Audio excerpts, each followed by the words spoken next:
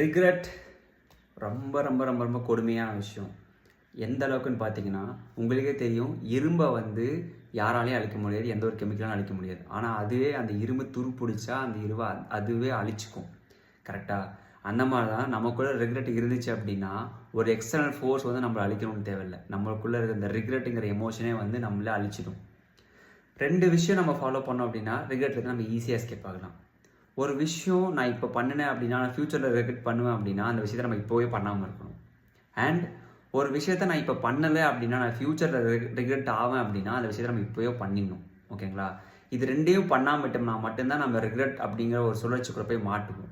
இதை ஈஸியாக ஹேண்டில் பண்ணி போயிட்டோம்னா நமக்கு லைஃப்பில் ரிக்ரெட்டே இருக்காது. என்னை பொறுத்த வரைக்கும் ஆப்ஷன் வந்து நம்ம கையில் தாங்க இருக்குது. நம்ம ரிக்ரெட் ஆகணுமா இல்லை ஆகக்கூடாதா அப்படிங்கிறதுக்கு. நீங்கள் ஆப்ஷனை வந்து ரிக்ரெட் கையில் கொடுத்துட்டு திரும்ப நாங்கள் ஒர்க் பண்ணாததுக்காக நான் ரிக்ரெட் ஆவேன்னு சொல்லிட்டு ஒரு ஃபீல் பண்ணால் அது உங்கள் மேலே தான் தப்பு.